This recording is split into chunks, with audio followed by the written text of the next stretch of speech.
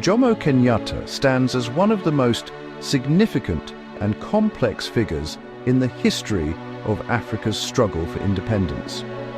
Revered as the founding father of Kenya and a key architect of pan-Africanism, his life spanned a transformative era, from the height of European colonial domination to the dawn of African self-rule. Born in the late 19th century in British East Africa, Kenyatta's rise from a rural Kikuyu background to becoming Kenya's first Prime Minister, and later its President, mirrors the continent's broader journey from subjugation to sovereignty. His leadership, however, remains the subject of both admiration and criticism. To many, he was the embodiment of African nationalism, a visionary who unified a diverse nation and guided it through the turbulent years following independence. Yet others view his presidency as a period marked by growing authoritarianism, corruption, and ethnic favoritism. The man who would one day be hailed as Mzee the Elder was born around 1897 in the small Gikuyu village of Ngenda in British East Africa. His given name was Kamau Wanyengi, and he grew up during a time when the British Empire was still tightening its grip on the region. The arrival of European settlers and missionaries, particularly after the construction of the Uganda Railway, brought enormous disruption to Kikuyu life. The fertile highlands, long cultivated by Kenyatta's people, were seized by British settlers for farming. Africans were confined to reserves, taxed, and compelled to labor on land that had once been their own. From his earliest years, Kenyatta experienced both the vitality of Kikuyu tradition and the grinding inequities of colonial rule. He was circumcised in the traditional Irua ceremony, an initiation into manhood that also served as a lesson in responsibility to the community.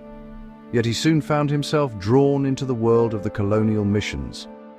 He attended the Church of Scotland Mission School at Thogoto, where he learned English, carpentry, and the tenets of Christianity. He took baptismal names, first Johnstone Kamau and later Johnstone Kamau Ngengi, signaling a pragmatic willingness to navigate two worlds. But unlike some converts who rejected their heritage, Kenyatta never renounced his Kikuyu identity. He saw no contradiction between being educated in Western ways and remaining loyal to his people. That tension between adaptation and preservation would define his political philosophy for the rest of his life.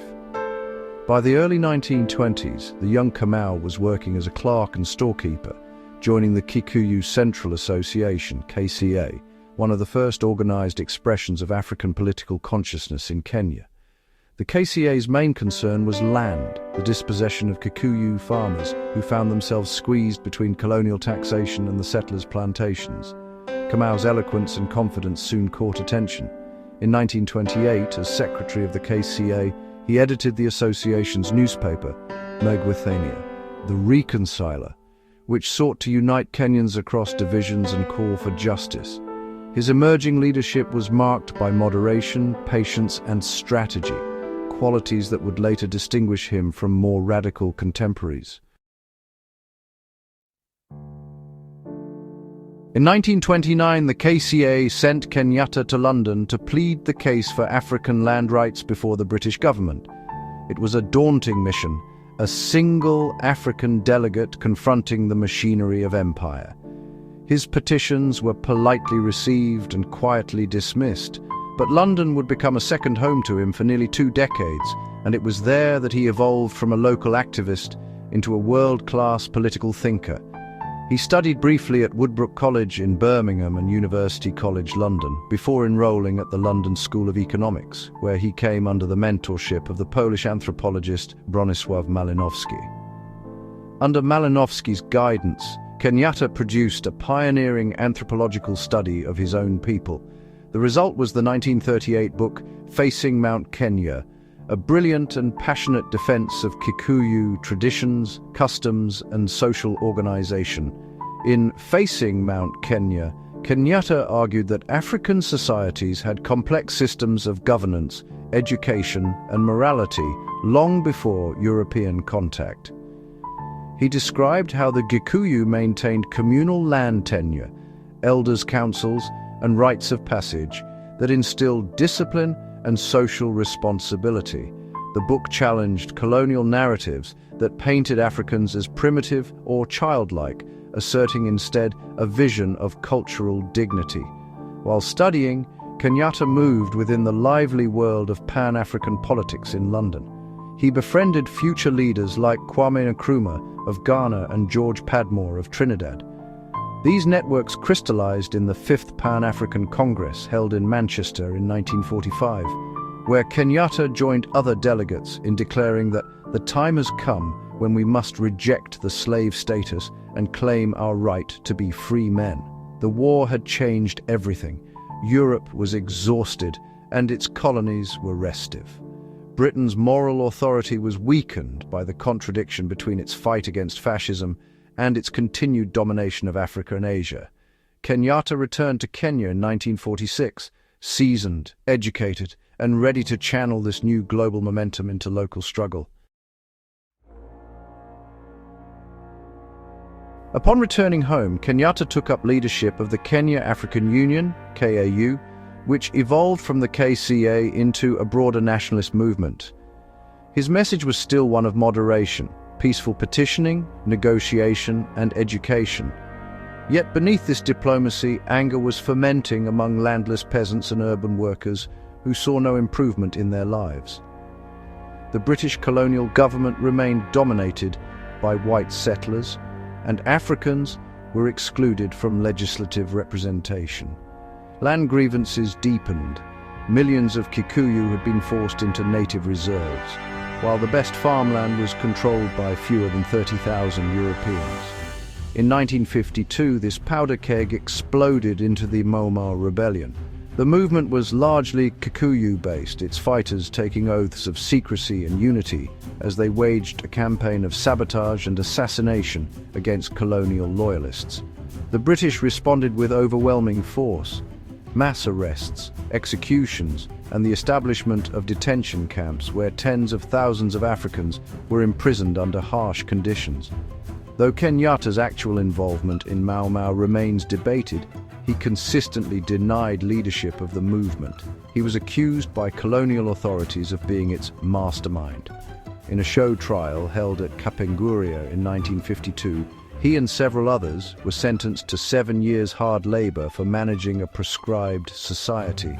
The trial, widely condemned as a miscarriage of justice, turned Kenyatta into a symbol of African resistance. His imprisonment made him a legend, a man of education and dignity, enduring persecution for the cause of his people. Even in captivity, his influence grew.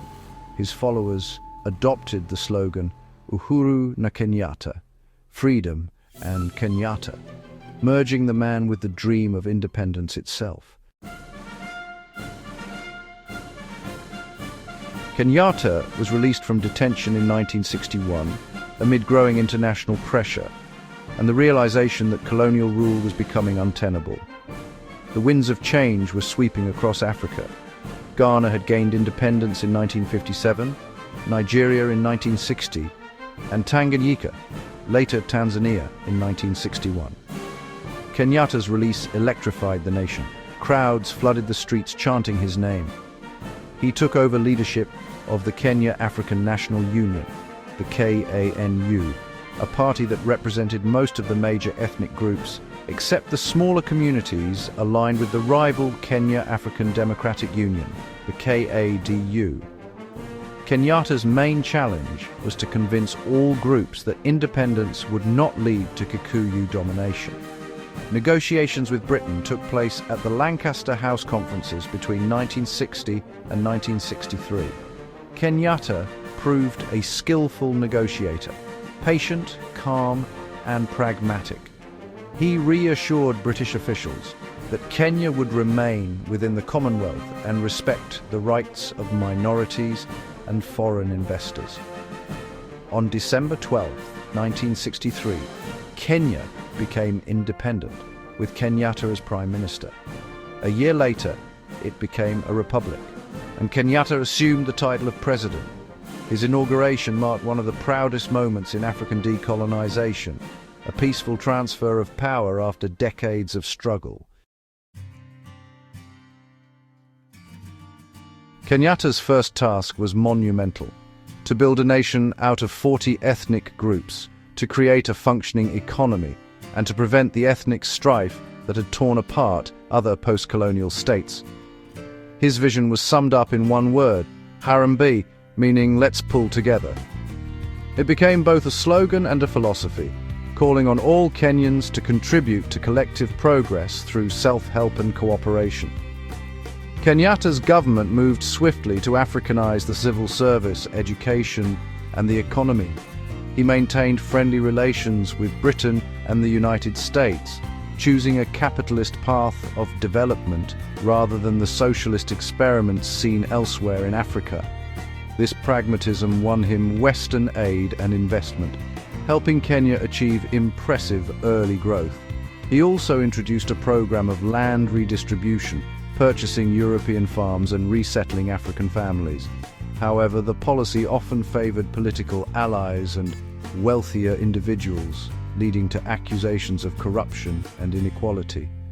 The dream of returning land to the dispossessed peasants who had fought in Mau Mau was only partially fulfilled. Politically, Kenyatta sought stability over confrontation. He appointed ministers from diverse ethnic backgrounds and created a carefully balanced power structure. Yet, opposition parties soon found themselves marginalized or absorbed into KANU. By 1969, Kenya was effectively a one-party state, with Kenyatta as its unchallenged patriarch. As the 1970s progressed, Kenyatta's rule took on a more authoritarian character. Political dissent was increasingly stifled, and the press censored.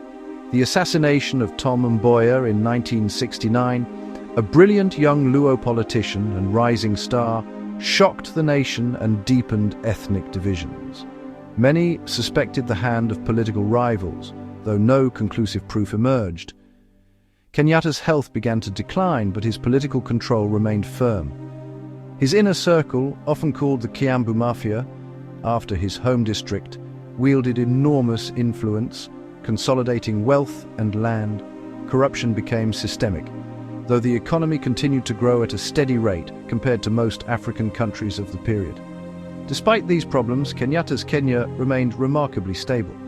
While neighboring Uganda under Idi Amin descended into tyranny and Tanzania struggled under socialist austerity, Kenya maintained relative prosperity and peace. Western governments lauded Kenyatta as a model of moderate African leadership, a man who had avoided both the extremes of Marxism and military rule. Jomo Kenyatta died on August 22, 1978, at the age of about 81, in his coastal home in Mombasa. The nation mourned deeply. Tens of thousands attended his state funeral, and he was laid to rest in a marble mausoleum beside Parliament in Nairobi. His vice president, Daniel Arap Moi, succeeded him peacefully, ensuring continuity and honoring Kenyatta's wish for stability. Moi declared Kenyatta a national hero, and his image became enshrined in the iconography of the state.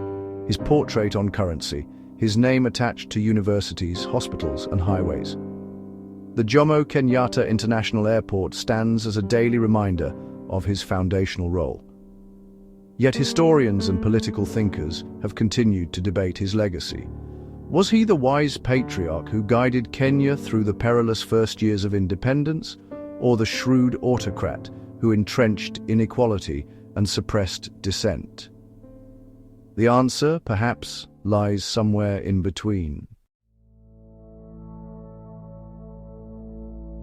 Jomo Kenyatta's life captures the central paradox of African independence, the tension between freedom and authority, tradition and modernity, unity and diversity.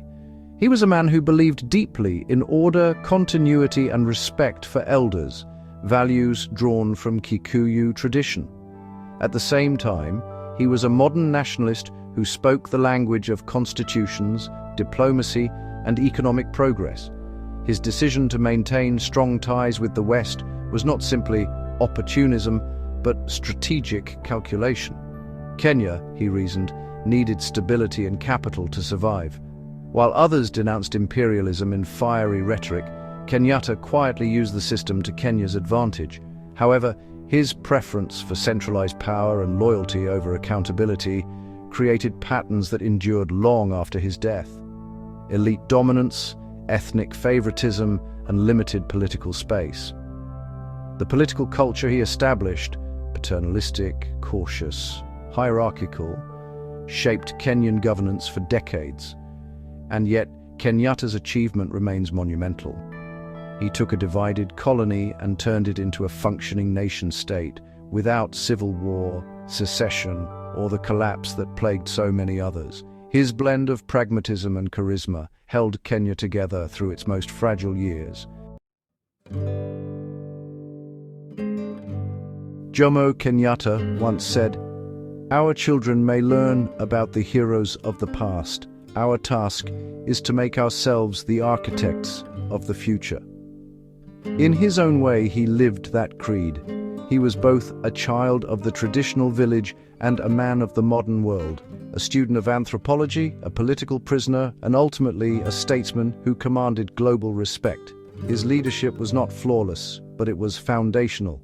Kenyatta's story is not only the biography of one man, but the saga of Africa's 20th century, the encounter with empire, the struggle for self-determination, and the search for a just and unified state. His life invites us to reflect on the burdens of leadership, how the liberator must become a governor, how ideals must bend to realities, and how freedom, once won, must still be managed with wisdom. In the end, Jomo Kenyatta remains what his people named him, Mzee wa Kazi, the elder of work. A man whose labor built a nation, whose contradictions mirrored his country's, and whose legacy endures in every Kenyan sunrise over Mount Kenya, the mountain that once faced him and that he faced in return, with defiance, pride, and hope. Thanks for watching. Please subscribe to Blistering History.